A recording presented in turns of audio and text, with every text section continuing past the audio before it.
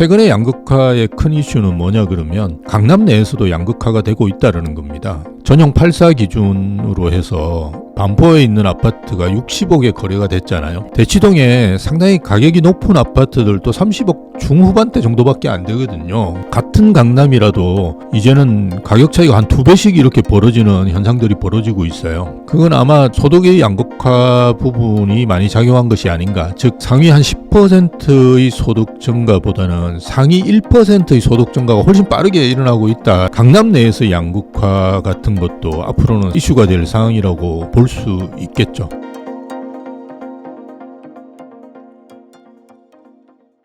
안녕하세요. 인터뷰 진행을 맡은 카프카입니다. 오늘은 심영석 교수님 모시고 부동산 시장에 대한 이야기 나누어 보도록 하겠습니다. 교수님 안녕하세요. 네, 안녕하십니까. 네, 간단하게 인사 부탁드립니다. 예, 저는 우대빵 부동산에서 연구소장을 맡고 있고요. 미국 IAU라고 인터내셔널 아메리칸 유니버시티입니다. 예, 대학의 교수도 같이 맡고 있습니다. 최근에 뉴스를 보면요, 부동산 같은 경우는 관망세로 거래도 급감하고 또 아파트 매물도 쌓이고 있다, 이런 뉴스들이 많이 나오고 있는데 요즘 부동산 시장 분위기는 좀 어떠한가요? 작년에 이제 공인중개사 폐업한 게 한 12,000건 정도 되고요. 네. 창업한 게 9,000건 좀 넘습니다. 그러니까 이게 역전이 됐는데요. 원래 어느 정도 되느냐 그러면 공인중개사 사무실이 창업이 폐업에 비해서 한 2배 많습니다. 그러니까 상황이 굉장히 심각하다라고 생각하시면 좋을 것 같고요. 중반 이후부터 가격이 좀 올랐죠. 그래서 이제 매도 호가와 매수 호가 차이가 나면서 좀 관망세가 조금 생기기 시작했어요. 그러다가 정부에서 이제 대출 규제를 강하게 했죠. 그래서 이게 뒤에서도 말씀드리겠지만 DSR 스트레스 DSR 뿐만이 아니라 그냥 창구 주도라고 해서 은행에 이제 원래 50년까지도 이제 대출이 가능한데 이걸 30년으로 줄인다든지, 그죠? 전세 대출을 아예 안 해준다든지 이런 형태의 대출 규제가 생기면서 관망세가 굉장히 짙어졌다고 볼 수 있는데요. 최근에는 이제 탄핵 정국으로 들어가면서 이제 거래가 거의 없습니다. 그래서 매매 거래뿐만 아니라 지금은 이제 전월세 거래도 거의 이제 일어나지 않습니다. 그래서 서울 부동산 정보광장에 가셔가지고 보시면 매매 거래 줄은 건 당연하고요. 전월세 거래까지 같이 이렇게 줄어 있는 상황이에요. 그래서 아마 한 2, 3개월 정도는 이렇게 그냥 움직이지 않으시고 있는 게 아닌가 이렇게 보여집니다. 사실 지금 막 입주하고 있는 신축 아파트 외에는 정말 전월세 물건도 많이 줄어든 것 같은 시장의 모습인데요. 이렇게 시장이 조금 냉랭해진 원인은 어디에 있다고 보시나요? 처음에는 이제 좀 대출 규제가 스트레스 DSR 같이 우리가 로드맵이라고 그러죠. 이렇게 일정에 맞춰가지고 하는 거는 우리가 내 집 마련을 하시는 분들이 대비를 하실 수 있거든요. 그래서 그런 건 저는 긍정적이진 않지만 어쨌든 큰 문제는 없다라고 보는데요. 정부에서 했던 사실은 관행에도 없는, 우리가 보통 이게 창구 지도라고 이야기합니다. 은행장들 불러가지고 왜 요즘 이렇게 대출이 많이 늘어나느냐고 그냥 협박조로, 그죠? 금감원장이 이야기하시고 이러는 대출 규제가 사실은 저는 좀 잘못됐지 않았나라는 생각이고요. 그로 인해서 이제 부동산 시장이 꺾였는데요. 사실은 작년 전체 기준으로 보더라도 우리가 아파트가 수도권에서 1, 2% 정도 올랐으니까요. 전체 주택으로 따지면 수도권이 거의 안 올랐습니다. 그리고 전국적으로 보면 지방이 떨어졌으니까요. 그죠? 네, 전국적으로 보면 오히려 하락을 했거든요. 그래서 우리가 이제 아파트 강남만 보니까 자꾸 많이 올랐다고 생각하시는데요. 전국적으로 보면 아파트는 오히려 떨어졌어요. 주택은. 그러니까 이런 상황에서 이제 대출 규제를 했다는 게 좀 과한 게 아닌가라는 생각이고요. 외부 변수이긴 한데 어쨌든 탄핵 정국으로 들어가면서 이제 국민들이 굉장히 놀랐죠. 예, 계엄 선포되고 이래서 이제 그런 상황들이 이제 작년 말까지도 지속된 것 같고요.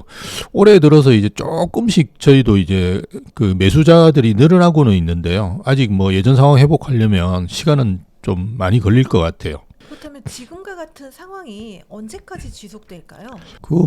탄핵을 우리가 참 불행한데 3번째 이제 겪고 있는데요. 예전에 이제 사례를 좀 참고하시면 좋을 것 같아요. 예전에 이제 노무현 정부 때 같은 경우는 크게 영향이 없었던 걸로 제가 알고 있고요. 박근혜 정부 때는 한 2, 3개월 떨어졌다가 다시 회복되면서 연간 기준으로 보면 오히려 상승을 했거든요.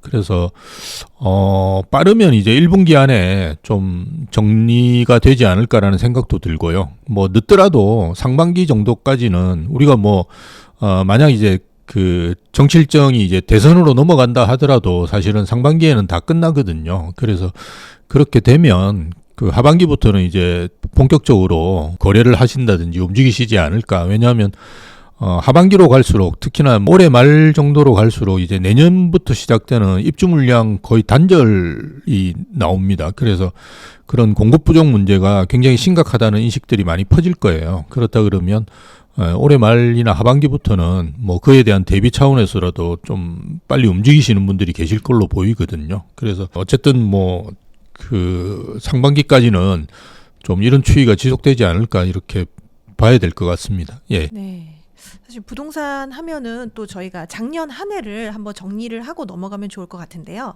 24년 부동산 3대 뉴스를 꼽자면 어떤 게 있을까요? 저는 뭐 고민하면서 좀 뽑아봤는데요.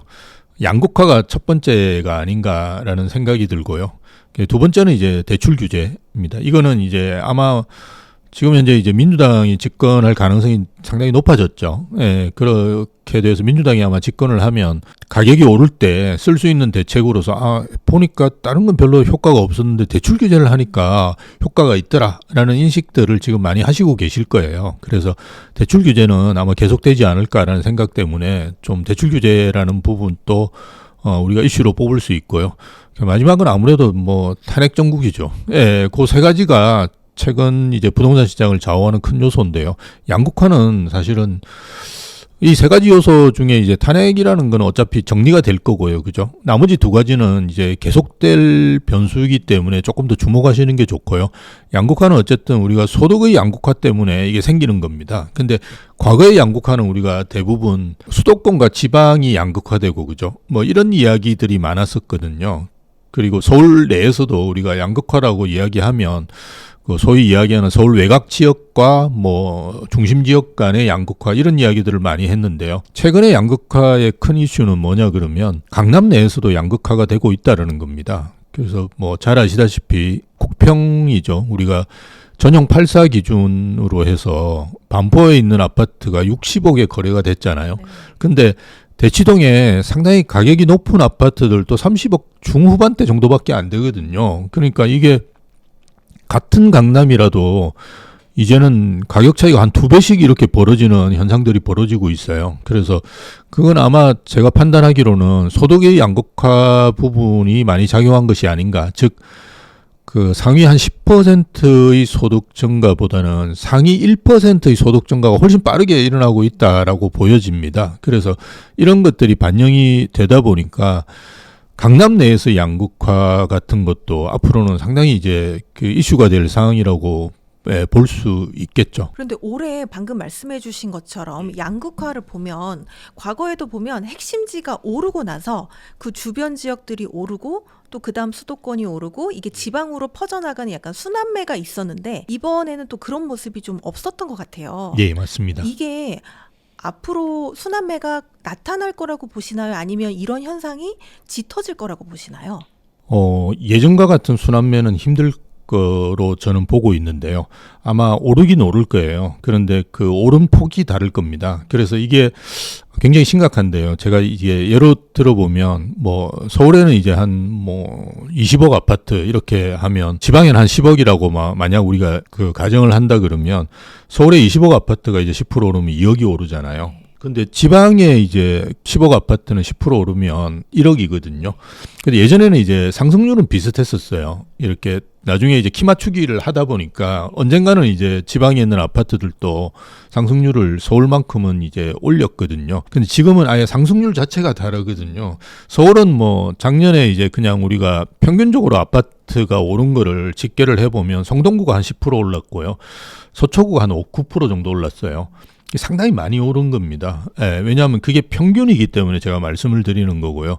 개포동이나 반포동 같은 경우는 그냥 10매덕씩 이렇게 평균적으로 보면 개포동에 이제 새 아파트들이 많이 입주했잖아요.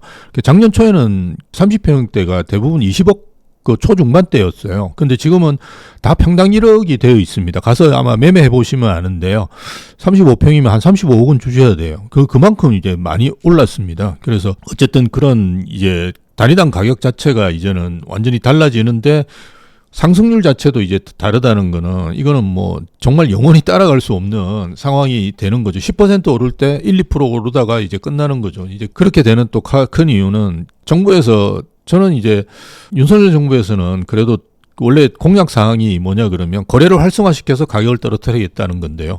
거래가 활성화되니까 갑자기 가격을 떨어뜨리기 오히려 위해서 그냥 규제를 했지 않습니까? 문재인 정부랑 거의 비슷한 형태의 그걸 보였거든요. 그게 어느 정도 시점이냐 그러면 그 소위 얘기 마용성 정도 가면 이제 규제가 나와요. 근데 앞으로 아마 뭐 민주당에서 집권하더라도 저는 비슷하지 않을까. 즉 마용성 정도 이렇게 가격이 뭔가 유의미한 상승이 있으면 그 규제가 나올 겁니다. 그러면 서울 외곽은 고사하고요. 지방은 거의 안 오를 거예요. 거의 1, 2% 오르다가 그죠? 그만두는 이런 형태가 계속 벌어지기 때문에 키 맞추기를 어느 정도 하겠지만 옛날과 같이 그죠? 상승폭이 똑같은 시기는 이제는 거의 없을 것 같다는 게 되게 우려되는 거죠. 예. 네.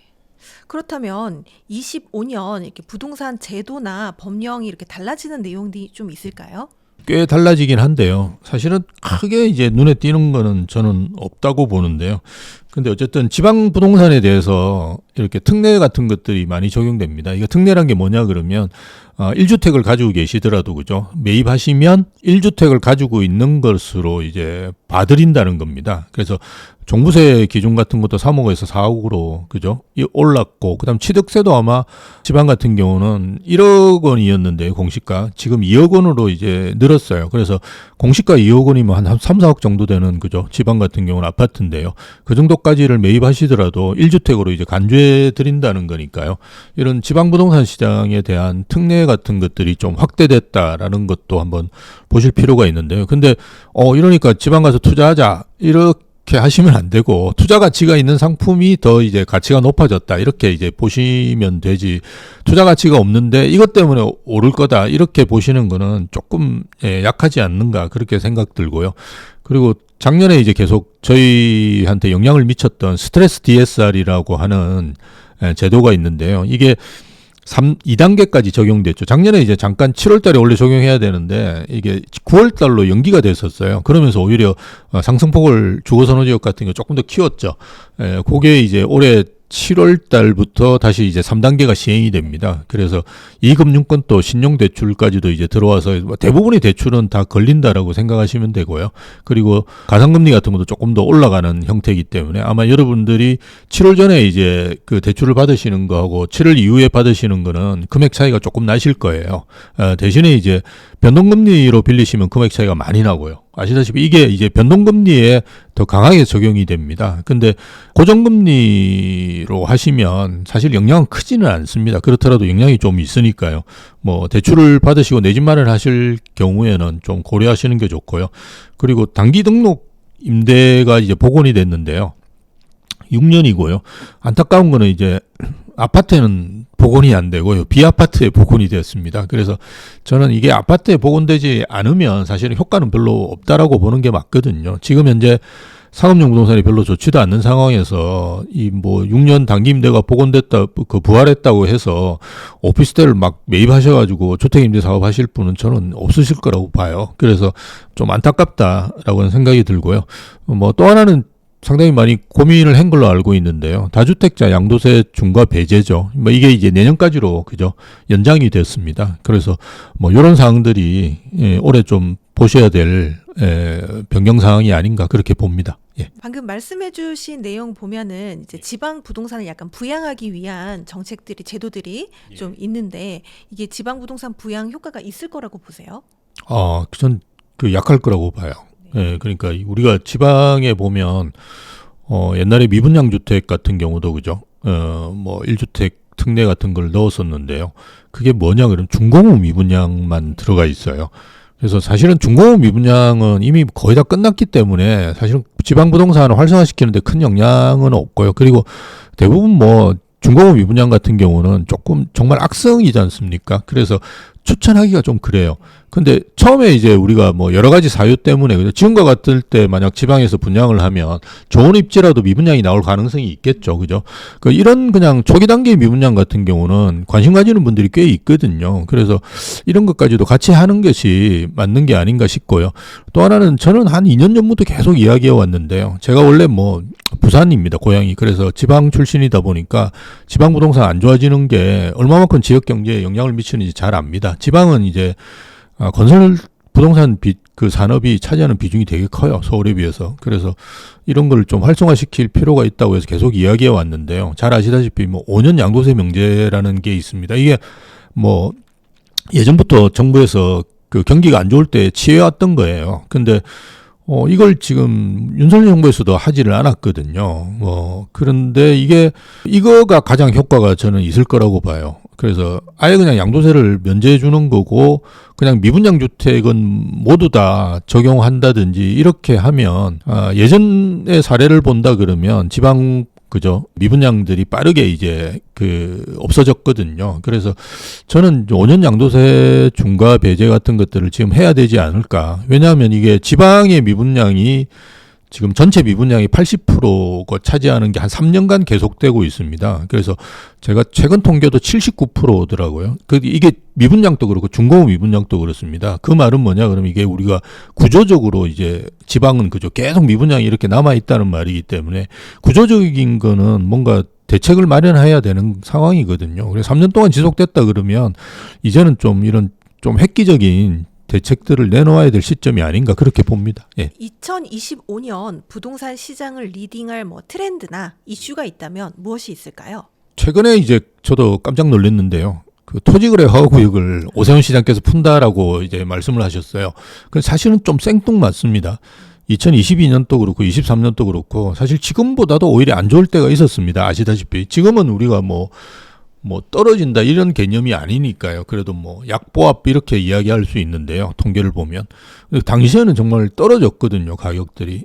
그때도 안 하던 걸 왜 갑자기 하는지 좀 정치적인 게 들어있는 게 아닌가 저는 좀 그런 부분이 걱정은 되는데요. 뭐 어쨌든 뭐 규제가 없어진다는 건 좋은 거니까요. 그래서 토지거래 허가구역이 지정된 데가 사실은 서울의 대학 주거선호지역입니다. 아시다시피 장삼대청 아벼목성이라는 데인데요. 뭐 제가 이야기하시면 다 아마 그 동을 딱 기억하실 겁니다. 그래서 이게 원래 2020년 6월 달에 잠삼대청이 지정이 됐어요. 그거는 이제 아시다시피 삼성동에 그죠 개발 사업이 많이 일어나죠. 그래서 잠실하고 삼성동하고 대치동, 청담 이런 데를 다 지정을 해버렸거든요. 그래서 그게 이제 2020년 6월 달이니까 사실은 이제 5년 기한이 됐거든요. 그래서 5년 기한이 되면 재지정을 하지 않으면 원래는 해제가 됩니다. 이게 한시법이기 때문에. 그래서 뭐 해제한 게 아닌가라는 생각도 드는데요. 어쨌든 그렇게 해서 되고요. 그다음 아벼목성이라는 건 2021년 4월 달에 지정을 했어요. 그렇다 그러면 내년 4월이죠. 근데 어디를 먼저 풀지는 저도 잘 모르겠어요. 왜냐하면 이게 1년 단위로 그죠 연장을 하는 거기 때문에 아벼목성의 먼저 오죠. 그죠 4월 달에 이제 연장을 하느냐 1년을 그죠 아니면 그냥 해제를 시키느냐. 재지정을 안 하면 이제 해제가 됩니다. 그래서 재지정을 안 할 건지 저는 아벼목성을 먼저 재지정을 안 할 수도 있다라고 보거든요. 또는 이제 뭐 지금 현재 돼 있는 건 법정동입니다. 법정동은 뭐냐 그러면 여러분들 그냥 압구정동 이거는 법정동이고요. 압구정 1동, 압구정 2동 이거는 이제 행정동입니다. 법정동에 했던 걸 행정동으로 이제 줄여가지고 그죠. 뭐 할 수도 있고 뭐 그래서 서울시에서 어떤 방식으로 이걸 할지는 잘 모르겠지만 정말 악법이고요. 이거는 원래 규제 지역을 제한하는 법이 있지 않습니까? 그죠? 투기과열지구라든지 조정 대상 지역이 있는데 여기다가 또 옵션 온 거고요. 토지거래 허가구역 원래 법의 취지는 긍정적입니다. 그리고 해외에도 이런 법은 많이 있습니다. 왜냐하면 대규모 개발 사업이 일어나는 데는 우리가 토지가 가격이 갑자기 올라버리면 원가가 너무 많이 오르기 때문에 국가의 사업들도 잘 진행이 안 되는 경우가 있습니다. 그래서 이거는 해야 되는데요. 근데 뭐 제주에 이제 신공항 만든다든지 이런 거를 지정하는 거고요. 토지입니다. 토지 투기를 막기 위해서 하는 건데 지금 우리 토지거래 허가구역은 주택거래 허가구역으로 변질돼 있죠. 아시다시피. 그게 이제 60제곱미터 대지지분이었다가 6제곱미터로 바꾼 거 이런 것들은 완전히 그냥 아파트만 지금은 이제 아파트만 남아 있고요. 연립 다세대 단독 이런 건 해제가 됐습니다. 또 상업용도 다 해제를 시켜버렸어요. 그 말은 정말 이거는 아파트 거래 허가제로 바뀐 거거든요. 그래서 정말 악법이기 때문에 저는 없어지는 게 좋고 이제 서울시에서 어떤 방식으로 그걸 할지 그런 거는 좀 고민할 필요가 있는 것 같고요. 그 다음에 신생아 특례 대출이 어쨌든 재작년에는 우리가 특례 보금자리론이 그죠? 예, 뭔가 이렇게 마중물 역할을 했는데요. 신생아 특례 대출이 뭐 작년에도 뭐 긍정적인 역할을 한 걸로 알고 있습니다. 근데 그 이제 소득 제한이 있었죠. 1억 3천만 원이었는데 이게 2억 5천만 원으로 늘어났어요. 그래서 부부가 2억 5천만 원이 되려면 상당히 고소득자입니다. 그죠? 네. 그래서 어지간한 그 가구들은 다 걸리지 않을까. 그래서 이것도 상당히 마중물 역할을 하는데 도움이 될 거라고 보고요. 그리고 또 하나 이제 청년 주택 드림 통장인가 하는 게 생겼어요. 이게 금리도 많이 줍니다. 4.5% 주는데 지금 아마 은행에 가서 여러분 그 예금을 들어보면 한 3% 초반대 정도 줄 거예요. 근데 이거 4.5% 주고요. 나중에 이제 물론 이제 소득 제한은 있습니다. 5천만 원으로 제가 연봉이 5천만 원인 걸 알고 있는데요.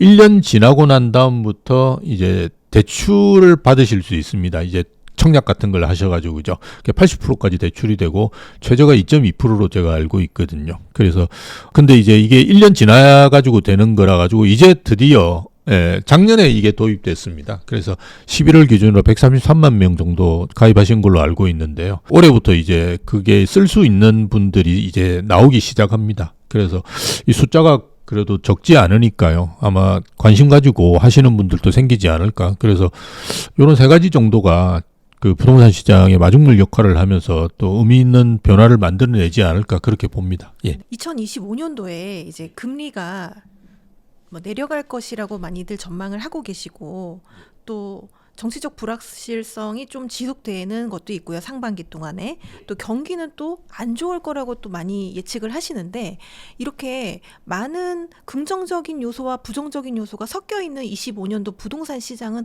어떨 거라고 전망하시나요? 저는 뭐 이게 3년간 계속되어 왔는데요. 상저하고가 계속 일단 될 것 같고요. 올해는 이제 탄핵 정국 때문에 더 크게 상저하고가 될 것 같아요. 그죠? 뭐 상반기에 가격이 많이 오를 거다 이렇게 예상하는 사람은 거의 없습니다. 있을 수도 없고요.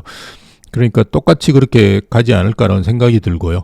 아까 말씀드렸던 스트레스 DSR 그죠? 예, 3단계가 하반기에 이제 시행이 되잖아요. 그렇다 그러면 아마 내 집 마련하시는 분은 상반기에 이미 많이 알아보실 거예요. 이제 뭐 그 어느 정도 정치 일정이라는 게 그죠? 한 단계씩 나아갈 때마다 관심 가지시는 분들이 좀 알아보실 건데요.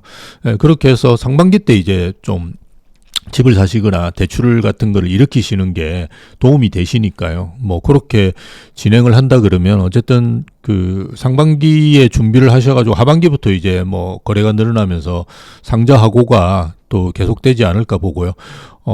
연말로 갈수록 이제 공급 부족에 대한 인식들을 많이 하실 것 같아요. 그래서 어차피 이제 우리가 부동산 시장의 펀더멘탈은 수급이거든요. 그래서 그런 점들 고려해 본다 그러면 뭐 연말로 즉 하반기로 갈수록 가격 상승 여지가 조금 더 있지 않을까. 그리고 여러 가지 변수들이 조금 다른 방향으로 움직이는 부분들도 있는데요. 말씀드렸던 이제 제가 볼 때는 그 어쨌든 정치 일정은 상반기에 끝나니까 뭐 제외한다고 하면 대출 규제 중에 이제 그냥 은행장 불러가지고 괴롭히는 거 이런 대출 규제를 또 정부에서 쓸지 안 쓸지 그 변수하고 그다음 내수 경기겠죠. 지금 뭐 내수 경기는 별로 좋지 않습니다. 근데 뭐 내수 경기가 좋았던 적이 언제인지 사실 기억이 잘 저도 안 나는데요. 어쨌든 내수 경기는 별로 좋지를 않기 때문에 이런 변수들이 이제 주택 시장에 나쁜 영향을 미치고요. 나머지 부분은 대부분 좋습니다. 말씀하셨듯이 이제 금리도 우리가 뭐 언제 또 인하될지는 모르겠지만 계속 어쨌든 방향은 인하의 방향으로 가거든요. 이제 조금 있으면 이제 트럼프 대통령이 집권을 하는데 그분 또 뭐 어떻게 되든 금리는 계속 떨어뜨리려고 노력할 거예요. 그게 이제 현실성이 있느냐 없느냐는 다른 문제고요. 아시다시피 그분이 하려고 하는 그 뭐 보편 관세라든지 이런 거는 대부분 물가를 올리는 거죠. 그죠? 그래서 이제 그게 얼마만큼 적용이 될지는 잘 모르겠지만 어쨌든 떨리려고 하는 거기 때문에 금리는 이제 하향 안정화 될 거고 뭐 수급은 계속 안 좋아지고 돈은 지금 또 최근에 많이 풀었어요. 아시다시피. 그래서 유동성은 또 늘어나 있고 이런 상황들은 대부분 다 긍정적이거든요. 그래서 오히려 긍정적인 변수가 조금 더 많지 않은가 저는 그렇게 봅니다. 앞서도 잠깐 공급 물량에 대해서 언급을 해주셨는데요. 올해 서울 수도권 아파트 공급 물량이 좀 어떻게 되나요? 예, 공급 물량을 민간에서도 뭐 한 2000년부터 집계를 해왔는데요. 25년 만에 가장 적게 지금 공급이 될 예정이라는 게 뭐 언론 뉴스를 많이 보셨을 겁니다. 지금 상황 자체가 뭐 공사비도 많고요. 높게 올라 있고 일단 우리가 공급을 하려면 수요가 받침돼야 되는데 지금 아시다시피 뭐 이 전국 상황에서 이렇게 그 흥행을 할지 안 할지 불안하지 않습니까? 그러니까 계속 이제 미루고 일정을 못 잡고 있는 현장들도 많이 있는 걸로 알고 있습니다. 예, 그래서 어쨌든 전체적으로 14만 6천 채 정도 부동산 124 자료를 보니까 정도가 공급되는 걸로 보이는데요. 전국적으로. 뭐 수도권에는 좀 늘었습니다. 왜냐하면 지방은 지금 뭐 분양될 때만 사실은 분양을 해야 되겠죠. 그래서 수도권이 한 59% 정도 수준인 걸로 보입니다. 예전엔 뭐 비슷비슷했었어요. 그러다가 오히려 수도권이 낮고 지방이 오히려 많았는데요. 근데 지금은 이제 수도권이 거의 60% 가까이 되고요. 한 8만 6천 채 정도 공급되는 걸로 보이고요.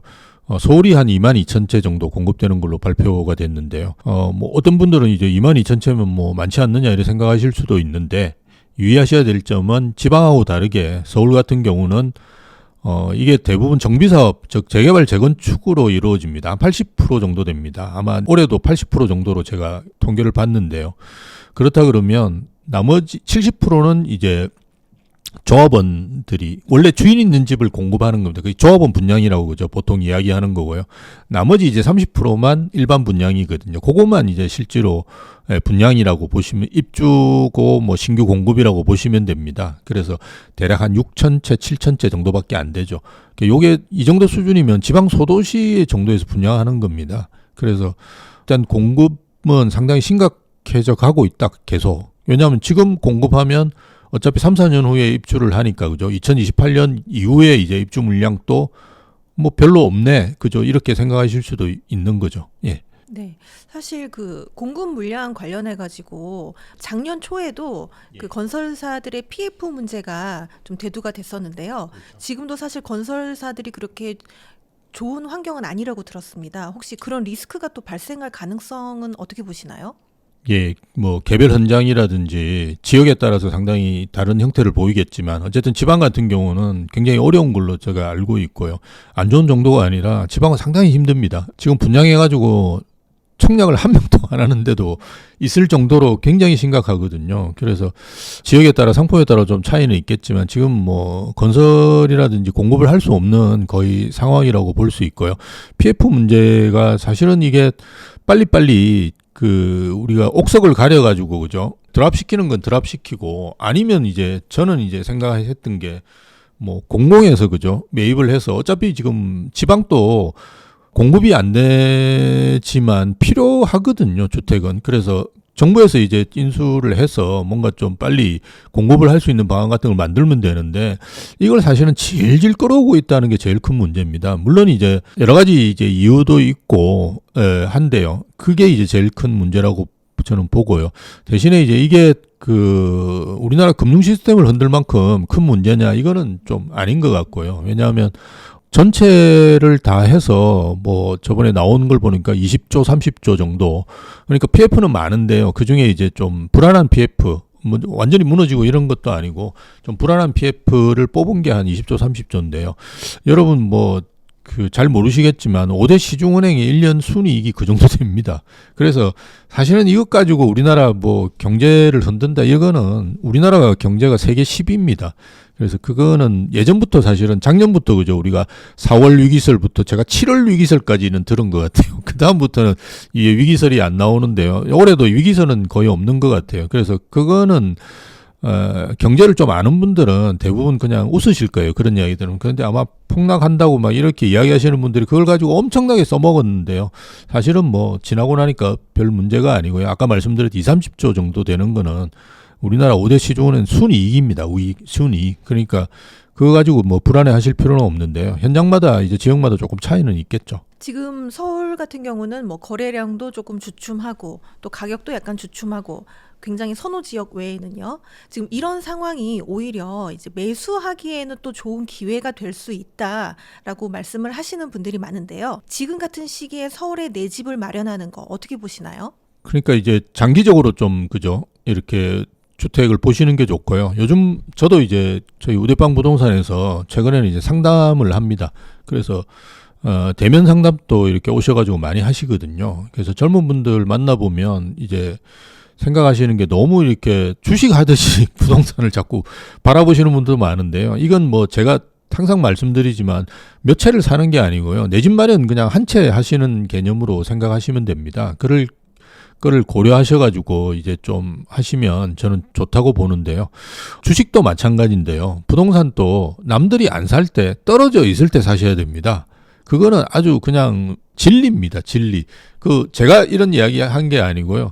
오렌 버핏이라든지 아주 유명한 분들이 하신 듯 이야기예요. 정말 떨어지는 칼날을 잡아라는 이야기. 정부 공포에 질려 있을 때 투자하라 뭐 이런 이야기들이 너무나 많이 나오거든요. 근데 우리 부동산이나 아파트는 뭐 공포에 걸리는 것도 없고요. 그냥 내 집 한 채를 마련하시는 건데요. 어쨌든 장기적으로 보면 지금 제가 계속 말씀드렸듯이 수급이 완전히 무너졌습니다. 그리고 앞으로도 그게 공급될 가능성이 거의 없어요. 그런데 서울에는 이제 우리가 한 4만 8천 채, 한 5만 채 정도가 매년 필요하다고 이야기합니다. 그 이유는 3만 7천 명이 아마 작년에 결혼을 하셨을 거예요. 3만 7천 쌍입니다. 그리고 3만 7천 쌍인데 뭐 4만 8천 채나 필요하냐라고 생각하실 수도 있는데요. 또 우리가 이제 부동산 통계 중에 이혼 통계도 굉장히 유심히 봅니다. 왜냐하면 이게 가구가 분화되는 거거든요. 물론 또 합치시겠죠. 요즘은 뭐 그냥 혼자 사시는 분들보다는 또 합쳐가지고 다시 이렇게 재혼하시는 분들도 많으니까요. 그런데 어쨌든 이혼하시는 분이 1년에 12,000명 정도 되세요. 12,000쌍. 그러니까 한 5만 채가 필요하죠. 여기에 포함되지 않는 게 뭐냐 그러면 가구가 그냥 분화되는 겁니다. 이를테면 취업을 해서 그죠? 자제분이 이제 떠나시는 거예요. 대부분 요즘 뭐 서울에 있겠죠. 경기도나 뭐 그런 쪽으로 떠나셔가지고 혼자서 이제 독립해서 저는 이제 상담할 때는 항상 빨리빨리 그죠? 이게 재테크 차원에서도 빨리빨리 가구 분할을 시키는 게 좋거든요. 뭐 이게 30세 안 돼서 뭐 못한다 이게 아니고 그냥 취업하셔가지고 그죠? 소득이 있으면 가능합니다. 그냥 무조건 그냥 내보내셔가지고 가구 분할을 시키시면 되는데 이걸 제외하고도 한 5만 채 정도가 필요합니다. 근데 지금 뭐 공급되는 양이 2026년, 27년은 잘 아시겠지만 2개년도 해서 15,000채밖에 안 됩니다. 서울에 공급되는 게. 근데 그것도 정비사업으로 공급되니까요. 또 거기서 30%만 해보십시오. 2년 동안 한 5,000채 정도가 신규로 공급되는 거예요. 지방 소도시보다 지금 못하니까요. 잘못하면 폭등할 수도 있습니다. 그래서 어쨌든 장기적으로 본다 그러면 뭐 집 한 채 가지시는 거니까요. 조금 조정받을 때 그죠? 이때 사시면 뭐가 좋으냐 그러면 두 가지 측면에서 좋아요. 일단 좋은 집을 고르실 수 있고요. 그죠? 예, 왜냐하면 층이나 향에 따라서 최근에는 같은 단지 안에서도 가격 차이가 많이 납니다. 그거 유의하셔야 됩니다. 그래서 이렇게 조정기 때는 좋은 층, 좋은 향을 고르실 수 있거든요. 두 번째는 집주인한테 깎아달라고 해도 깎아줍니다. 지금은. 그죠? 뭐 몇천 깎아주세요 이러더라도 집주인이 뭐 급하신 분 같은 경우는 그걸 해야 되거든요. 상황이.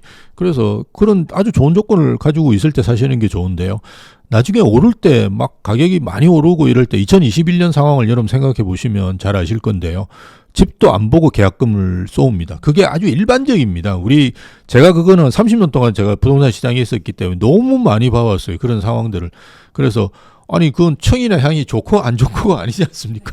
그냥 무조건 그냥 보지도 안 하고 계약금을 써야 되는 상황이 있기 때문에 이렇게 좀 조정을 받으실 때 오히려 좀 좋은 상품들 매입하시는 게 저는 좋지 않을까 싶습니다. 예. 네, 이렇게 일반 분들이랑 상담을 많이 진행을 하시다 보면은 옛날에 이제 좀 어르신들이 집을 선택하실 때 보시는 기준과 예. 요즘 좀 MZ 세대라고 하죠. MZ 세대들이 좀 선호하는 기준이 좀 다를 것 같은데 어떠세요? 예전 분보다는 제가 볼 때는 직주 근접을 많이 따지시는 것 같고요. 예전에는 저희 때만 하더라도 이제 외벌이가 많았고요. 결혼하면 집사람 뭐 직장 그만둬라라는 이야기도 용감하게 하는 분들이 있었었어요. 저희 나이 또래. 근데 지금은 두 분이 그냥 다 일을 하시니까 아무래도 그 직장을 가지고 이렇게 선택하시는 것 같아요. 중간을 한다든지 아니면 원래 남자가 고생해야죠. 그래서 여자분 그죠 와이프분 있는 쪽으로 집을 잡는다든지 이런 식으로 많이 하세요. 그래서 직주근접이 집을 선택하는데 굉장히 큰 요소로 예전하고 좀 다르게 예전에는 저희가 그 회사 근처에 있으면 일을 많이 시켰거든요. 예전에 토요일 또 일을 했습니다. 그리고 집에를 안 보내줬어요. 그래서 너무 힘들어가지고 다들 회사 근처에서 다 도망을 가는 게 추세였거든요. 근데 지금은 뭐 그런 일이 없죠. 주 52시간이라든지 퇴근 안 시켜주고 일 시킨다 이런 건 상상을 하기 힘듭니다. 그러니까 그런 직주 근접이 굉장히 크게 작용했다는 게 중요한 것 같고요. 그리고 신축의 효과가 굉장히 커졌어요. 그거는 뭐 제가 상담을 하면 무조건 신축을 찾으세요. 그 신축이 5년 이내의 아파트입니다. 입주하는 아파트 뭐 이런 걸 많이 찾으세요. 저는 이제 신혼을 한 10년 된 아파트에서 했는데요. 너무 깨끗했어요. 예, 그런 생각을 하면서 신혼생활을 했는데요. 지금은 아마 10년 된 아파트 처음에 신혼생활 하자고 하면 다들 입이 툭 튀어나와 있을 거예요. 그 아버님이 그런 거 해주신다 그러면. 그러니까 신축에 대한 선호들이 예전에 비해서 굉장히 크게 바뀌어 있는 것 같아요. 그 두 가지가 제가 느껴본 걸로는 확연히 다른 것 같습니다. 예, 확실히 최근에 들어서 이렇게 신축 선호 현상이 두드러지는 것 같은데요. 예, 맞습니다. 신축을 사기 위해서는 사실 청약을 받는 방법이 있고, 그런데 이제 공급 물량이 줄어들고 있기 때문에 청약을 이제 할 수 있는 기회가 많이 줄어들었고, 또 재개발 재건축을 통해서 새 것이 될 걸 이제 또 미리 구입하시는 경우도 있는데, 재개발 재건축으로 새 집이 될 걸 구매하는 건 어떻게 보시나요? 작년에는 이제 얼죽신이라 그래서 그죠 신축이 굉장히 그 인기가 있었는데요. 그 추세는 계속 될 거예요. 계속되는데 이제 그 얼죽신 열풍에 따르는 키 맞추기가 저는 있을 거라고 보고요. 그래서 최근에 이제 신고가 기록하는 데들 보면 강남, 분당, 여의도 이런 데들이거든요. 그런 데들이 다 뭐가 이슈냐 그러면 재건축입니다. 그래서 신축이 빠르게 될 가능성이 있는 아파트 또는 이제 신축이 확실하게 될 가능성이 있는 아파트는 괜찮아요. 즉 재건축 중에 주거선호 지역에 있는데 뭐 아직 단계가 뭐 조합 설립밖에 안 했다든지 이런 것도 저는 괜찮다고 봅니다. 왜냐하면 강남에 있으면 그냥 가거든요. 그런 사업은 망가질 가능성이 그렇게 크진 않습니다. 어떻게든 뭐 상가가 문제를 일으키면 어떻게든 무마시켜가지고 그죠? 예, 갈 거니까 그냥 문제는 없다고 보고요. 또는 뭐 사업성이 너무 확실하거나 아니면 시행 단계가 그죠 사업 시행인가라든지 이렇게 관리 처분인가라든지 이런 식으로 거의 끝난 단계들도 뭐 이걸 되돌릴 수는 없잖아요. 이미 다 부셨는데 이주를 했는데 뭐 이런 단지들도 저는 괜찮다고 봐요. 근데 그렇지 않고 그죠 주거선호 지역도 아닌데다가 사업도 뭐 거의 초기 단계 조합 설립 이제 막 한다 아파트는 상당히 힘들 거예요. 일단 공사비 문제가 제일 문제가 될 겁니다. 그래서, 30평짜리 아파트가 뭐 한 5, 6억밖에 안 하는데 분담금이 5, 6억 나온다든지 이런 사례들이 여러분 많이 들어보셨을 겁니다. 예, 그렇게 나올 가능성이 크고요. 또 하나는 말씀드렸듯이 뭐 이렇게 상가라든지 아니면 교회라든지 이런 아주 골치 아픈 문제가 이제 재건축들을 힘들게 할 거예요. 최근에 이제 법리상으로 이렇게 나오는 것을 보면 이게 예전하고 좀 다른 형태의 판결들이 나오고 있습니다. 그래서 그런 점들을 좀 고려해 보시는 것이 좋고요. 그래서 재개발 재건축을 제가 나쁘다고 말씀드리는 게 아니고 좀 확실한 거, 그죠? 어차피 이게 재개발 재건축이라는 건 신축이 될 수 있는 아파트거든요. 근데 한 5년 내라도 그죠? 신축이 될 수 있는 확실한 그런 단지들 같은 경우는 좀 괜찮으신데 아니고 그냥 재개발 재건축이라고 해서 무조건 투자하시는 거는 이제 조심하시는 게 좋지 않을까 그렇게 봅니다. 예. 사실 재건축이 어려운 아파트들은 리모델링을 선택하기도 하는데요. 예. 리모델링도 뭐 완전히 신축이라고 할 수 없지만 그래도 거의 신축에 가까운 요즘 굉장히 리모델링 잘 되더라고요. 리모델링 단지를 선택하는 거는 어떨까요? 저는 뭐 그것도 괜찮다라고 보는데요. 대신에 이제 가격 상승 여력은 재건축에 비하면 낮습니다. 이제 그거를 이제 판단하시고 이를테면 뭐 90% 정도 수준이다. 왜냐면 이미 리모델링해서 서울은 입주한 아파트들이 꽤 있거든요. 그런 단지들하고 주변 단지들하고 그 지역에서 비교를 해보시면 리모델링하면 어느 정도 수준까지 그죠 가느냐 이런 게 보이거든요. 그래서 리모델링은 어차피 이제 매출 확장적으로 생각하시는 게 아니라 비용 효율적으로 생각하셔야 돼요. 그래서 내가 투자하는 금액이 그죠? 어느 정도면 적절하겠다라는 수준에 대해서 이제 그렇게 하신다 그러면 리모델링도 새 아파트를 만들 수 있는 아주 좋은 방법이고요. 그리고 재건축보다는 일단 짧아요. 리모델링도 막 길어질 수는 있는데요. 사업 단계 자체가 재건축보다 훨씬 짧습니다. 짧고 비용이 이제 재건축만큼 들어가는 데도 있긴 한데요.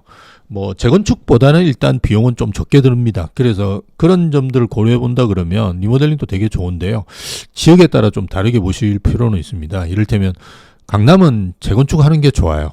그렇지 않습니까? 그죠? 예, 매출을 좀 확장적으로 이건 내가 뭐 한 5억 넣어서 10억 벌 수 있는 데들이 강남이거든요. 이제 그래서 그런 데들은 뭐 오히려 재건축이 좀 낫지 않은가 저는 왜냐하면 리모델링을 하더라도 한 4억은 들어가거든요. 그렇게 하는데 10억이 아니고 8억이나 7억밖에 안 된다. 그러면 그죠? 이게 재미가 없잖아요. 그래서 예전 통계들을 보면 강남은 리모델링한 아파트보다 일반 아파트가 오히려 가격이 높았었어요. 즉 일반 아파트가 새 거거나 재건축이 되거나 그죠? 이렇게 되다 보니까 그런 거고요.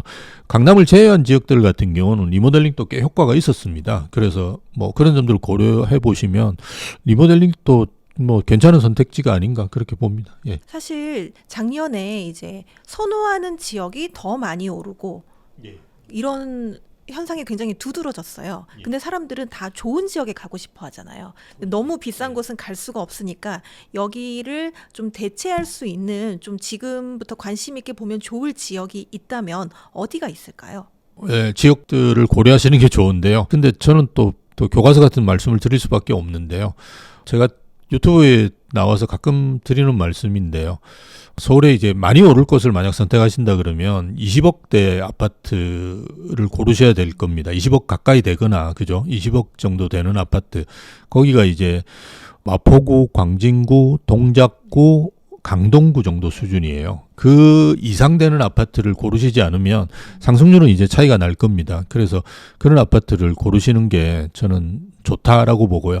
지방이라고 해서 10억대를 고르시면 되느냐? 저는 그거는 아니라고 봐요. 앞으로는 지방은 더 힘들어지잖아요. 그래서 지방도 한 20억 가까이 되는 아파트, 30평대가 그런 아파트가 있느냐? 이렇게 물으시겠지만 뭐 해운대나 그죠? 대구의 수성구나 이런 데 가보시면 그 근처에 와 있는 아파트들이 있어요. 그래서 오히려 그렇게 그러니까 지방은 훨씬 적겠죠. 고를 수 있는 지역이. 예. 그래서 서울은 이제 좀 그나마 넓지 않습니까? 뭐 강남, 상구, 용산 제외하고도 그죠. 지금 한 4개 구를 이야기했으니까 한 8개 구 정도의 큰 면적을 고르실 수 있는데 지방은 이제 거의 뭐 동 정도 수준 될까 말까 하는 걸 고르셔야 될 거예요. 그래서 그게 저는 맞다고 보고요. 지금 실소유자분께서 뭐 이렇게 사신다 그러면 최근에 이제 오셔가지고 상담하시는 분 중에 그 자제분들 집 때문에 오셔가지고 또 상의하시는 분들 많으세요. 이제 그런 분들한테 제가 권해드리는 거는 입주하는 아파트 지금 마지막 입주장이니까 사시라라는 말씀 많이 드리는데요. 자금 여력이 좀 있으시면 잠실권이나 그 방배동 쪽이 괜찮고요. 왜냐하면 지금 올림픽 파크 포레온 들어오면서 잠실이 굉장히 입주가 많습니다. 17,000세대 정도 되는데 물론 올림픽 포레온 강동구지만 사실은 잠실에 거의 붙어 있어요. 그리고 잠실까지도 지금 영향을 미치고 있어. 송파구가 전세가 지금 많이 안 좋습니다. 예, 그래서 그런 영향이 있으니까 잠실권이라고 저는 그냥 보는데요. 잠실 레일이나 레미안 아이파크가 아마 올해 분양을 할 거예요. 그러면 이제 그런 아파트들이 입주도 올해 거의 끝날 겁니다. 그렇기 때문에 뭐 관심 가져보시는 게 좋고요. 방배동도 지금 12,000세대 정도가 재개발 사업을 하고 있거든요. 재건축하는 데들도 있습니다. 신동아라든지 삼익구죠. 예, 이런 데들도 저는 괜찮다라고 보고요. 방배동은 2027년까지 입주가 있을 거예요. 그래서 좀 시간 맞춰가지고 매입하시기 괜찮은 걸로 보여지고요. 또 뭐 그냥 실소유자분들 같은 경우는 지금 이문 휴경 뉴타운이라고 있습니다. 예. 그 장유 뉴타운 바로 밑에 있어요. 그래서 장유 뉴타운 또 입주를 하는데요. 그거는 세대수가 그렇게 많지는 않고요. 이문 휴경 뉴타운이 지금 아마 레미안 라그랜드가 입주하고 있을 겁니다. 그래서 그런 아파트들이 지금 3,000세대 막 4,000세대 되거든요. 그게 올해 이문 휴경 뉴타운도 한 10,000세대 정도 입주를 합니다. 그러다 보니까 강남이 아닌 지역들은 10,000세대 입주하면 영향이 분명히 있습니다. 그래서 주변의 신축 아파트들도 가격이 좀 많이 이제 부진한 상황을 보여주고 있고요. 아니면 뭐 분양권 매입하셔도 그죠? 예, 괜찮고요. 분양권 매입하시는 거는 자제분들한테는 되게 좋습니다. 왜냐하면 이게 어쨌든 계약금만 하고 그죠? 나머지 중도금은 대부분 다 대출을 받았거든요. 그래서 그걸 승계하시면 됩니다. 그런데 중도금 대출은 DSR 적용이 안 됩니다. 그래서 그 자금 소득 수준이 좀 낮으신 분들 같은 경우는 괜찮거든요. 그래서 자제분들한테 많이 이렇게 하시라고 저는 권해드리는데요. 그런 이제 이문 뉴타운도 괜찮고요. 또 뭐 서울은 아닌데 뭐 준서울이죠. 이제 광명 뉴타운도 최근에 입주가 많아서 트리우스인가 그 아파트는 그 마이너스 프리미엄까지 생길 정도로 지금 입주가 많습니다. 근데 광명 뉴타운은 올해 많고요. 내년은 좀 적어집니다. 그리고 2027년도에 많습니다. 그래서 본인 이제 계획상 이제 좀 맞추시기가 좀 괜찮습니다. 자금 조달 계획 같은 거라든지 입주 일정 같은 걸 맞추기 괜찮은 시기 때문에 뭐 서남 쪽을 선호하신다 그러면 광명 뉴타운 또 원래는 뭐 저 30평대가 15억까지 그죠 훌쩍 넘었던 아파트거든요. 그래서 위치도 좋고 또 이게 지금은 입주 물량이 많다 보니까 좀 부진한데요. 이게 전체가 다 바뀌지 않습니까? 강변도로. 그래서 대규모로 들어옵니다. 그래서 그렇게 되면 한 단계 또 도약할 수 있는 그 기회도 됩니다. 그래서 광명 뉴타운도 저는 많이 권해드립니다. 예. 혹시 수도권 지역에서는 좀 어디를 관심 있게 보면 좋을까요? 수도권 지역은 저는 이제 안양이나 이런 쪽 말씀을 좀 드리는데요. 안양이 이제 작년하고 재작년에 좀 입주가 많았고요. 앞으로도 입주가 좀 있긴 한데 이제 조금씩 이제 끝나가는 상황이에요. 예, 그런데 아직 그 입주 여파가 꽤 있습니다. 작년에도 아마 진흥아파트 재건축한 아파트인데 안양역에 입주를 했을 거예요. 그런 세대들이 또 2000세대, 3000세대씩 막 이렇게 되니까요. 그런 지역들도 지금 입주가 이제 어쨌든 단기간에 많은 지역이었으니까요. 뭐 관심 가지고 좀 보셔도 되고요. 의왕도 뭐 사실은 안양권이라고 볼 수 있는데요. 다 뭐 판교, 의왕, 안양, 뭐 삼본 이런 데는 다 사실은 한 생활권이라고 저는 보는데요.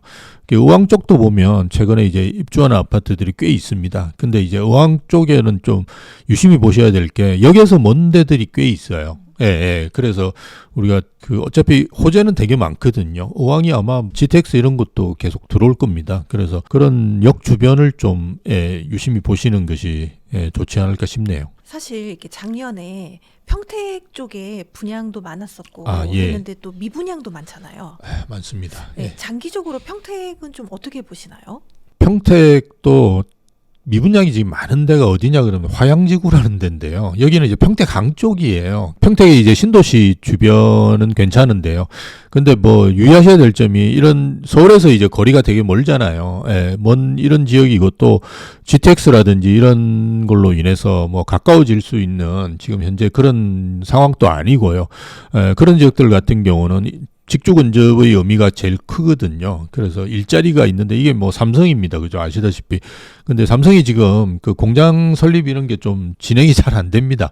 그러다 보니까 그쪽에 있는 아파트도 그렇고 지산 같은 거는 지식산업센터는 거의 다 무너져 있어요. 가보시면. 그래서 제 아는 분들도 막 한 층씩 사신 분들이 계신데요. 지금 뭐 엄청 고통스러워 하십니다. 그래서, 그런 이제 그 일자리 상황들이 그죠 기업이 입주죠 그런 상황들이 어떻게 진행되느냐를 좀 보시고 그 다음에 실제로 이제 평택의 핵심 지역들은 뭐 장기적으로도 괜찮지 않을까 일자리도 다 들어오면 근데 이제 좀 그게 아닌 벗어난 지역에서 최근에 분양이 많이 되고 있는데요 그런 지역들은 되게 조심하시는 게 좋겠죠. 최근에 그 GTX-A가 이제 파주 서울역 뭐 20분으로 이렇게 개통이 됐잖아요.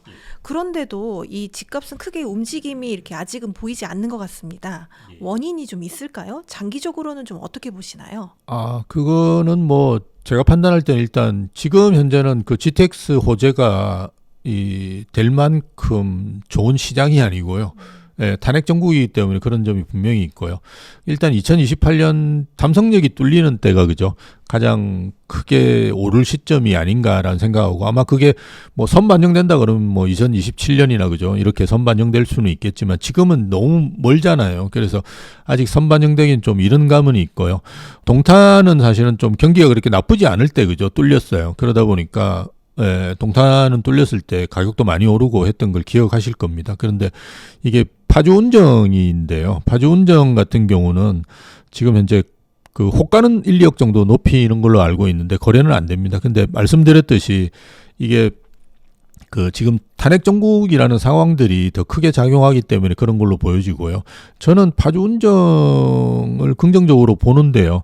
그 이유는 경기 남부 같은 경우는 대체 교통수단이 많이 있습니다. 우리가 광역버스라고 알려져 있는 이런 게 많은데요. 파주 운정 쪽은 거의 없어요. 그러다 보니까 대체 교통수단이 부족하기 때문에 아마 그 GTX의 효과가 더 크지 않을까라는 생각이 들고요. 지금 현재는 이제 10분 단위로 움직이거든요. 근데 이게 원래 계획은 이제 6분 단위로 됩니다. 그리고 140회인가 그 한 달에 그 하루에 투입되는 양이 상당히 많습니다. 동탄에 비해서 제가 알고 있게 2배가 넘습니다. 그래서 그런 것들이 다 완성이 되면 훨씬 의미가 있을 거고요. 대신에 유의하셔야 될 점은 분명히 있는데요. 운정 신도시는 조금 특이하게 개발된 도시라고 생각하시면 됩니다. 그게 다른 지역들은 대부분 중심을 먼저 개발하고 중심이 이제 입주하고 그 이후에 외곽을 개발하기 시작했거든요. 근데 파주 운정 신도시는 반대로 개발했어요. 외곽 즉 교화지구가 제일 먼저 개발됐고요. 그 다음에 운정 1, 2지구가 개발됐고요. 그 다음에 지금 3지구가 개발되는데 여기가 이제 운정 중앙역 주변입니다. 근데 아직 여기 이제 주상복합이 분양을 했는데요. 입주는 2027년 5월 달에 끝나요. 그래서 2027년 5월 달에 입주하는 즉 운정 중앙역 주변에 있는 주상복합은 아주 매력적이라고 저는 봅니다. 근데 우리가 보통 그 이야기하는 힐푸아라고 있어요. 그 오른쪽 편 쪽으로 지도에서 우리가 보면 오른쪽 편에 힐스테이트하고 센트럴 프로지오하고 아마 아이파크인데요. 세 개의 아파트가 지금은 이제 대장 역할을 합니다. 그게 9억 중후반대까지 2021년도에 가격이 올랐는데요. 지금은 뭐 한 7억대 정도 제가 거래되는 걸로 알고 있습니다. 근데 그 새 아파트가 2018년도, 2020년도 이렇게 입주를 했어요. 근데 기간을 따져보시면 18년도에 입주한 아파트는 이제 27년도 5월 달에 입주하는 중앙역에 있는 주상복합과 비교해보면 10년 차가 나죠. 예. 그리고 그 아파트 중에 또 어떤 아파트는 그 운정 중앙역 오기 상당히 좀 불편한 데가 있습니다. 예. 그래서 꼭 우리가 부동산은 임장을 해보시라고 다들 이야기하는 게 그런 이유거든요. 그래서 그런 아파트들 같은 경우 임장을 꼭 해보시고 이게 판단을 해보시는 것이 좋고요. 동탄역 오픈할 때도 우리가 그런 걸 많이 느꼈는데요. 거기서 많이 올랐던 아파트가 뭐냐 그러면 동탄역에 딱 붙어 있는 동탄 롯데캐슬만 사실은 많이 올랐어요. 그 주변의 아파트 거의 안 올랐거든요. 그래서 저는 뭐 하신다 그러면 조금 가격을 더 주시더라도 주상복합, 운정중앙역에 붙어 있는 주상복합 4개가 있습니다. 그거를 하시는 게 제일 좋습니다. 예. 네, 앞서 말씀해 주신 것처럼 최근에 이렇게 거래량이 많이 줄었는데요. 예. 지금 좀 사정상 집을 좀 빨리 팔고 싶어 하시는 분들도 계실 것 같은데 어떻게 하면 내 집을 좀 빨리 팔 수 있을까요? 이제는 그 집을 정말 깨끗하게 쓰셔야 됩니다. 예. 그래서 본인이 임차를 해뒀으면 이제 뭐 개입하기가 힘드시기 때문에 좀 그런데요. 본인이 이제 본인 집에 살고 계시면 깨끗하게 쓰셔야 되고요. 10년에 한 번씩 저는 이제 조금이나마 인테리어를 좀 하시는 게 좋지 않을까. 그래서 예전에는 우리가 인테리어를 하더라도 비용을 거의 못 받았거든요. 나갈 때 뭐 내가 1억을 인테리어 드렸다고 해서 1억 달라 그러면 사는 사람이 웃었죠, 그냥. 예. 근데 지금은 사실은 인테리어를 해서 깨끗한 집이 잘 나갑니다. 그리고 그 가격을 어느 정도 1억을 했다고 해서 1억을 받는 건 아닌데요. 한 4, 5천 정도는 받을 수 있을 정도로 달라집니다. 그래서 이게 빨리 팔리는 것이 우리가 황금성이라고 그러지 않습니까? 이게 수익성을 좌우를 하거든요. 그죠? 안 팔리면 어떻게 해야 됩니까? 떨어뜨려가지고 내놓는 수밖에 없거든요. 그래서 이제는 그 한 10년에 한 번 정도 인테리어를 하시는 거를 저는 이제 많이 권해드리고요. 그다음 어쨌든 뭐 처음부터 이제 가격 조정은 안 하시는 게 좋고요. 요즘 이제 우리 중개업계, 저는 이제 우대빵 부동산에 우리나라에서 한 제일 큽니다. 저희가 30개 정도 지점이 있는데요. 찾아오시는 분 중에 보면 임장 크루가 있어요. 젊은 분들이 이제 공부하시려고 이렇게 오시는 분들이 있습니다. 그래서 잘 해드릴 수도 없고 안 해드릴 수도 없고 아주 이제 그런 상황인데 저희는 이제 본사 차원에서 잘 해드리라라고 이야기하는, 왜냐하면 미래의 고객이지 않습니까? 그래서 그렇게 이야기 드리는데 또 현장에 계신 분들 안 그래도 바쁜데 와가지고 계속 이것저것 물어보는데 이게 뭐 집 살 생각은 거의 없는 분들이 많이 오시거든요. 어쨌든 뭐 그 보시면 이렇게 이 사람이 집을 사겠다 안 사겠다라는 거를 좀 판단하실 수 있는 공인중개사가 제일 잘 알기는 하는데요. 뭐 이렇게 되는 분들을 잘 협의하시는 게 좋은데 어쨌든 저 살 생각도 없는데 막 가격을 막 처음부터 이야기하는 분들이 있으세요. 그런 건 응하지 않으시는 게 좋습니다. 살 의사가 거의 없어요. 저희가 거래를 해보면 처음부터 뭐 이렇게 집 보고 난 다음에 10억이면 9억 5천 하면 뭐 생각이 있어요. 이렇게 이야기하시는 분은 집도 보지 않고 그렇게 이야기하는 분도 계세요. 그런 거는 뭐 신경 안 쓰셔도 되고요. 그래서 가격 조정은 마지막에 하시는 것이 좋습니다. 그래서 뭐 필요하시면 이제 최근에는 가격 조정을 좀 해주셔야 되는데요. 그걸 처음부터 하시는 거는 오히려 가격만 떨어뜨리고 팔리지도 않습니다. 근데 원래 때 10억이었던 아파트가 가격 조정을 너무 심하게 해가지고 9억 가까이 떨어져 있으면 중개사들이 그다음부터 얼마에 이야기하겠습니까? 9억부터 이야기하거든요. 네. 더 떨어뜨립니다. 그래서 8억 밑으로 떨어지는 수도 있거든요. 그래서 절대로 가격 조정은 정말 최종 단계에서 이렇게 하고 뭐 이를테면 사러 온 분들한테 이렇게 물어보면 돼요. 이사 날짜는 뭐 잡혔습니까? 뭐 저번 집은 어떻게 되셨나요? 뭐 대출은 대충 알아보셨나요? 이런 걸 이렇게 물어보시면 그죠? 대략 이렇게 이 사람이 집을 진짜 살 사람인지 아는 사람인지 이렇게 판단이 됩니다. 그래서 그런 몇 가지 질문을 해서 진성 고객이라 그러죠. 그 고객들을 좀 판단하시는 게 좋고요. 제일 중요한 건 어쨌든 팔 걸 생각해서 사셔야 됩니다. 처음 살 때부터 팔릴 수 있는 제품을 사는 게 제일 좋습니다. 그래서 옛날에는 이제 지방에 공시가 1억 아파트들 막 사러 다니시고 이러셨잖아요. 이제는 그런 시장은 아니거든요. 그래서 잘 팔릴 수 있는 아파트, 제가 계속 말씀드려왔던 신축이라든지 그죠? 뭐 주거 선호 지역 20억대 뭐 이런 아파트들을 중심으로 해서 잘 사셔야지. 그리고 또 각 그 단지별로도 좋은 층, 좋은 향. 그래서 내가 이 아파트를 사는데 좀, 이 아파트가 좋을지 안 좋을지 좀 애매한 데들이 있거든요. 처음에 좀 허허벌 판돼가지고, 그죠. 저는 이제 마곡에 삽니다. 이제 제가 하도 이제 그 마곡에 산다는 말씀을 많이 들어가 잘 아시는데, 저는 7단지 삽니다. 제일 좋은데, 예, 제일 좋은 층, 제일 좋은 단지에 삽니다. 근데 처음에 마곡은 아시다시피 허허벌판이었고요. 미분양이었어요.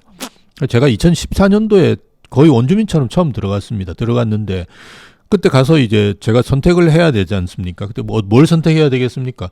제일 좋은 단지, 그죠? 제일 좋은 층, 제일 좋은 그 향, 요걸 선택할 수밖에 없어요. 네. 왜? 그거는 팔릴 거니까. 나중에 마곡이 지금과 같이 안 되고, 그죠? 오히려 나빠졌을 때라도 그거는 팔릴 거거든요. 그래서 일대 팔 걸 생각해서 사시는 것이 사실은 제일 중요한 게 아닌가 싶습니다. 예. 사실 매도도 다 전략적으로 접근을 해야 된다는 말씀이시네요. 그렇죠. 예. 매도는 예술입니다. 매수는 기술이고 네. 그런 말씀 많이 하죠. 네. 예. 그렇다면 집을 매도할 때 흔히들 좀 많이 하시는 실수가 있다면 뭐가 있나요? 그러니까 아까도 말씀드렸던 이제 이게 진성 고객인지 아닌지 잘 판단을 하셔야 되고요. 그리고 좋은 중개사를 만나는 게 제가 볼 때 제일 중요한 것 같아요. 중개사가 이게 자기 집인 것처럼 해주시는 중개사분들이 계시고요. 아니고 이제 뭐 그냥 직업적으로 이렇게 그냥 하시는 분들도 있으시거든요. 그래서 요즘은 이제 좀 알아봐야 될 게 되게 많습니다. 이게 그죠? 사시는 분이 저쪽 집에 언제 파는지 또 대출은 제대로 돼 있는지 지금 살고 계시는 만약 세입자가 있다 그러면 이분이 제대로 나갈 건지 이런 걸 다 체크해서 진행을 하셔야 되거든요. 왜냐하면 이게 그냥 우리는 사는 거 하나지만 사실은 거래는 한 서너 개가 같이 붙어 있지 않습니까? 세입자 나가는 거 이런 것쯤 한 대여섯 개 거래가 붙어 있는 거예요. 이거를 처음부터 다 조정을 해서 뭐 그거야 저쪽 중개사가 알아서 하는 거지 이렇게 이제 해버리면 이거는 정말 피곤해지거든요. 나중에 정말 길거리에 나앉는 수도 우리나라는 이제 생깁니다. 왜냐하면 이게 전세기 때문에 월세 같은 경우는 그죠? 뭐 좀 늦게 들어와도 뭐 그냥 이런데 우리는 다다닥 들어와야 되거든요. 근데 그게 이제 안 맞춰지면 엄청나게 힘듭니다. 그래서 좋은 중개사분 만나는 것이 저는 제일 중요한 것 같고요. 빨리 파시고 이제 매도하시고 이럴 때 집 앞에 있는 중개사분들한테 내놓으시는 건 굉장히 중요합니다. 당연히 우리가 어떤 집을 살 때 집 앞에 있는 중개사분들 찾아가죠. 근데 거기다가 거기 가보시면 요즘 한 5명씩 뭐 10명씩 이렇게 되지 않습니까? 큰 단지는. 다 내놓으실 필요는 없습니다. 다 자기들이 돌려가지고 물건들은 돌려봅니다. 그래서 거기 한두 개 정도 놓고요.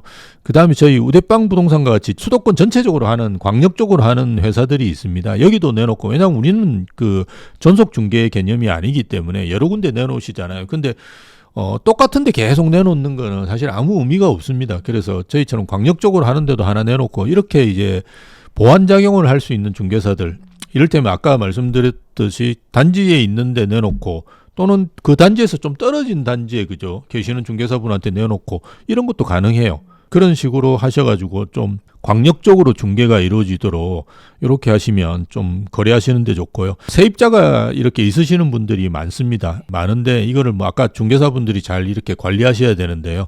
집주인분들은 세입자하고도 굉장히 관계를 좋게 맺으셔야 돼요. 이거는 요즘은 정말 필수입니다. 세입자가 집을 안 보여줍니다. 예, 그러면 어떻게 되겠습니까? 팔 수가 없습니다. 예, 팔 수가 없고 세입자가 집을 안 보여주는 거는 법적으로 어떻게 할 수가 없습니다. 그게 이제 법적으로 하기 위해서는 특약 같은 걸 아주 상세히 넣어야 됩니다. 보통 이제 특약 넣는다고 하시면 뭐 세입자는 집을 보여줄 의무가 있고 뭐 적극적으로 한다 이 정도 넣잖아요. 이건 아무 법적인 구속력이 없습니다. 그래서 뭐 이렇게 안 했을 때는 뭐 범칙금으로 그죠 벌금으로 뭐 얼마를 낸다든지 뭐 이런 식으로 내야 되는데 사실 그런 거 넣을 수가 없거든요. 그죠? 예, 넣으면 세입자가 그거 들어오겠습니까? 안 들어오잖아요. 그러니까 문제가 세입자하고 관계를 좋게 해야 되는데요. 이거 평소에 잘 하셔야 됩니다. 그래서 연락이 와가지고 뭐가 고장이 났는데 요즘이 예전은 세입자하고 좀 다른 점이 뭐냐 그러면 예전에는 이제 월세 사시는 분들 저도 이제 주택임대사업자를 오피스텔을 많이 가지고 해봤는데요.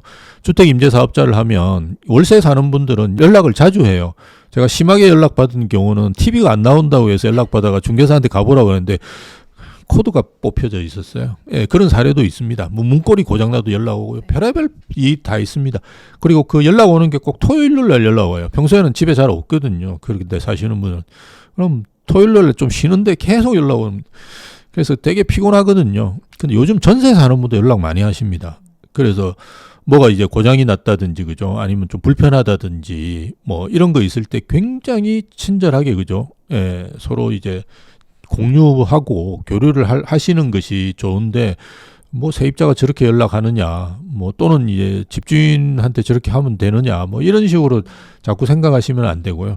그래서 세입자하고 굉장히 친해지셔가지고 세입자분이 오히려 예, 집을 막 보여주고 사실 세입자도 집을 잘 보여주고 그죠 이렇게 나가야 되잖아요. 그렇게 해야지 본인도 잘 빠지는데 근데 요즘은 뭐 전세 보증 이런 거 다 있기 때문에 그냥 빼가지고 나가버리면 그만이거든요. 그래서 그런 걸 잘 하시는 것이 되게 중요한 것 같습니다. 예. 그렇다면 반대로 예. 지금 내가 내 집을 좀 마련을 꼭 해야 되겠다라고 생각하시는 분들은 예. 좀 어떤 점을 유의하면서 좀 집을 고르면 될까요? 집은 무조건 많이 봐야 됩니다. 그래서 우리가 세입자 아까 이제 임장구로 말씀드려가지고 죄송한데 어쨌든 그 집은 많이 봐야 됩니다. 많이 봐야 되는데 본인이 한 번 보고 결정하시는 거는 되게 위험하고요. 제일 좋은 거는 시기적으로 그죠. 좀 다른 시기에 가보시는 게 좋고요. 이를테면 밤에 가본다든지 낮에 가본 후에 또는 주말에 가본다든지 그죠. 그래서 그 집 주변의 환경 같은 것도 그죠. 어떻게 변하는지 이런 것도 잘 보셔야 되고요. 그런 경우가 많지는 않은데요. 중개사분들이 제 아는 분은 이제 완전히 서양인데 남서양으로 알고 집을 산 분도 계세요. 근데 그걸 잘 모르거든요. 가보면. 그러니까 앉아가지고 무슨 이렇게 방위판을 꺼내가지고 이렇게 보지 않는 한 나침반을 꺼내가 보지 않는 한 이게 정확하게 남서양인지 서양인지 이런 거 잘 알기 힘들어요. 오후에 가면 남서양이나 서양이나 빛은 잘 들어옵니다. 그러니까 그래서 그런 경우도 분명히 있거든요. 그래서 이렇게 고르실 때 예전에는 우리가 가면 물 틀어보고 변기에 물 내려보고 이러는데 그거 안 하셔도 돼요. 요즘은 그런 고장나는 아파트는 제가 이렇게 저도 이제 같이 다니고 이렇게 많이 하는데요. 저희 중개사분들하고. 그런 경우는 거의 없습니다. 거의 없고 오히려 이제 향이나 층은 되게 중요하거든요. 그래서 그런 거 잘 보셔야 되고요. 이렇게 자주 이제 가셔가지고 좀 확인하시는 게 되게 중요하고요. 그리고 계속 말씀드리지만 중개사분 잘 만나야 됩니다. 그거가 정말 이제 중요하고 여러분이 뭐 이렇게 만나가지고 이야기를 좀 하고 하는데 뭔가 좀 불편하게 대하는 중개사분들이 계시면 이게 좀 안타까운 점은 우리나라의 그 중개업 현실 자체가 조금 좀 부정적인 요소가 많습니다. 이게 서비스업이거든요. 근데 서비스업으로 생각 안 하는 중개사들이 많아요. 그런 불편함을 좀 주는 중개사분들 같은 경우는 여러분이 과감하게 그냥 그분하고는 일을 안 하시는 게 좋습니다. 그죠? 그렇게 해서 더 이제 좀 친절하시고 여러 가지 조율을 잘 하실 수 있고, 그죠? 우리가 중개사는 브로커라고 그러거든요. 뭐 이 브로커라는 게 우리는 별로 의미가 그렇게 좋지는 않은데요. 브로커의 특징이 뭐냐면 양쪽을 조율하는 게 브로커입니다. 에이전트라고 하는 용어도 있는데요. 이거는 뭐냐면 한쪽에 소속돼서 일하는 사람, 그죠? 이런 사람을 우리가 에이전트라고 그러고요. 브로커는 양쪽을 조절하는 거예요. 매도자와 매수자, 그죠? 지금은 사실은 매도자와 매수자 양쪽을 조정하는 분들보다는 에이전트 성향으로 매수자만 하든지 매도자만 하시는 분들이 많긴 합니다만, 그래도 성향 자체가 이제 브로커의 성향으로 매도자와 매수자를 잘 조정하시는 분들하고 이렇게 좋은 관계를 맺으시면서 거래를 행하는 것이 가장 좋을 것 같습니다. 예. 최근에 이 신축을 선호하는 성향 때문에 많은 분들이 고민하시는 것 중에 하나가 입지가 조금 떨어져도 신축을 선택을 할 거냐, 아니면 입지는 좋지만 뭐 재건축도 안 되는 이런 구축 아파트를 선택할 거냐, 이런 부분인데 어떻게 생각하세요? 무조건 입지입니다. 입지를 먼저 고르시고 그 다음 단계로 넘어가시는 게 제일 좋고요. 그럼 뭐 저 지방에다가 그죠? 3,000세대 새 아파트 지어놓으면 다 분양됐겠네요. 그죠? 안 됩니다. 그리고 입지는 변하지가 거의 않습니다. 아시다시피. 일단 좋은 입지는 그 가격순으로 딱 정해져 있습니다. 그냥 우리가 가격순으로 딱 하면 되고요. 요즘에는 이제 어플이라든지 이런 데 들어가셔가지고 그 어떤 특정 지역을 이제 최고가 아파트로 이렇게 쭉 하면 그죠? 쭉 나오지 않습니까?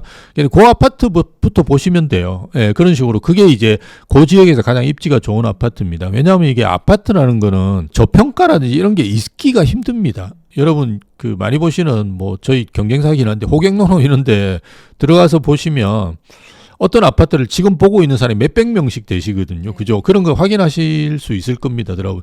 몇백 명이 보고 있는데 그 아파트가 뭐 저평가고 이런 게 있을 수가 있겠습니까? 대신에 이제 잘 아시다시피 아파트가 먼저 오르는 게 있고 나중에 오르는 게 있고, 그죠? 예, 이런 거를 나중에 오를 아파트 중에 좋은 아파트를 미리 선점하고 이러면 싸게 사실 수는 있겠죠. 근데 그거는 저평가는 아니거든요. 그래서 저평가냐 아니냐는 거의 없기 때문에 그렇게 생각하시는 것보다는 그냥 좋은 아파트 사시는 게 가장 좋은 것 같습니다. 예. 사실 이 저평가의 어떤 기준을 어떤 분들은 가장 그 최고가의 기준으로 해서 최고가 대비 뭐 한 20% 30% 빠졌을 때 그때 매수하는 게 약간 저평가의 개념으로 이렇게 이야기를 해주시는 분들이 있는데, 그런 기준으로 아파트를 사는 거는 어떻게 보세요? 일단 입지를 먼저 보시고, 그죠? 입지에서 그런 게 발생했다 그러면 그거는 굉장히 정말 행운이 있죠. 예, 그렇게 사시는 게 좋은데 20%까지 모르겠는데 한 10% 정도 되는 것만 해도, 그죠? 지금은 굉장히 좋은 시점이라고 봅니다. 그래서 최고가 대비 얼마만큼 회복됐느냐, 이거는 저는 주거선호지역 같은 거가 이미 기본으로 깔려 있다 그러시면 그걸 기준으로 판단해 보시는 건 좋은 것 같습니다. 예. 사실 올해 우리나라 이제 경기가 좀 안 좋을 거다라는 이야기가 굉장히 많고, 또 뭐 혹자는 IMF보다 더 심각한 상황이 올 수도 있다라고 이야기를 하고 있습니다. 그러면서 이제 현금 보유를 조금 늘려야 된다, 기존보다, 이렇게 주장하시는 분들이 계시는데 교수님 생각은 좀 어떠세요? 현금과 우리가 금융상품과, 그죠? 그다음에 부동산 상품은 여러분이 적절하게 배분을 평소에 하셔야 됩니다. 그거를 갑자기 뭐 지금 늘린다고 해서 늘릴 수 있는 것도 아니고요. 뭐 아파트를 하나 파셔야 되는데 또 만만히 안 되거든요. 어려운 시기에는. 그래서 평소에 꾸준히 그걸 이렇게 배분을 해 놓으시는 게 좋고요. 한국 분들은, 물론 자산가 분들은 좀 다를 수는 있는데요. 일단 부동산에 좀 많긴 합니다. 근데 그럴 수밖에 없는 게 현금을 거의 안 가지고 있다 보니까 부동산에 많으신 거거든요. 근데 그거는 저는 별로 좋은 것 같지는 않습니다. 그래서 외국 상황으로 본다 그러면 금융상품이 많아야 되고요. 부동산이 적어야 됩니다. 근데 우리는 그렇게 지금 빨리 가기에는 굉장히 무리가 따를 거예요. 그래서 저같이 이제 나이가 이제 많이 드신 분들 같은 경우는 5대5 정도로 이렇게 배분을 하시는 게 좋다고 보고요. 그렇지 않다고 그러면 6대4 정도라도, 40% 정도라도, 그죠? 현금을 조금씩 이렇게 쌓아 나가시는 방법이 좋고요.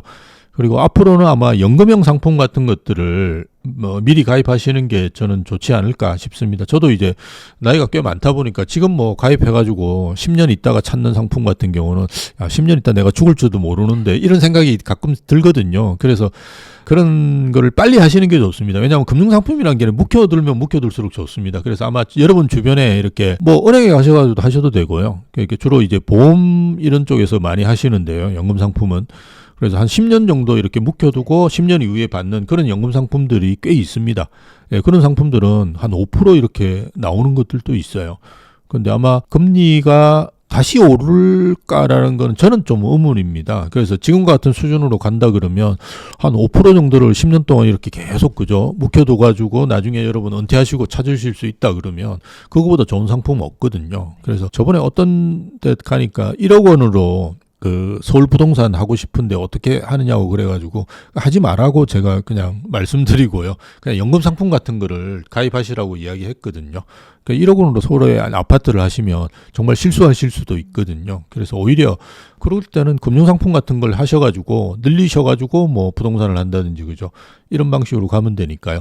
평소에 제가 결론은 그겁니다. 평소에 이제 그 현금이라든지 주식 또는 뭐 금융상품 그죠 부동산 이런 포트폴리오 같은 것들 좀 잘 조정해 놓으시면서 해나가는 것이 중요하지 않을까 싶습니다. 소중한 시간 내주시고 너무 좋은 말씀들을 많이 해주셔서요. 감사드리고 마지막으로 성공의 진심인 구독자분들께 한 말씀 부탁드립니다. 예. 가끔씩 제가 상담한다고 말씀드렸는데요. 저희 우대방에서 최근에 상담을 합니다. 제가 직접 하니까요. 저희가 무료로 해드립니다. 저희 고객분들의 대상으로 해서 무료로 해드리니까요. 뭐 고객이라는 건 저희한테 뭐 물건을 등록하거나 아니면 매수자로 참여하시면 되거든요. 아니더라도 뭐 오세요. 성정길 TV 보셨다고 그러면 제가 그냥 해드릴 테니까 오셔가지고 대면 상담하실 수 있습니다. 1시간 정도 제가 해드립니다. 그러니까 아마 부동산에 대한 전반적인 상황뿐만 아니라 본인이 원하는 뭐 이런 부분들도 많이 아실 수 있을 거고요. 최근에 이제 제가 젊은 분들을 많이 만납니다. 다행인 거는 저희 회사에도 젊은 친구들이 많고요. 제 나이에 비해서 아주 젊은 분들하고 많이 일을 하는데요. 열심히 안 사셔도 됩니다. 예전에 저희 때는 항상 뭐 우리 선배들이 했던 이야기가 야 열심히 살아 뭐 이렇게 이야기했는데요. 제가 보니까 이제는 열심히 안 살고 그냥 사는 대로 이렇게 사시면 됩니다. 대신에 이제 뭐라도 하시는 게 되게 중요한 것 같아요. 그죠? 내 집 마련을 한다 그러면 막 엄청나게 돌아다니고 막 그죠? 뭐 이런 게 아니고 그죠? 원래 내 집 마련을 하려면 처음에 청약 가입한다든지 그죠?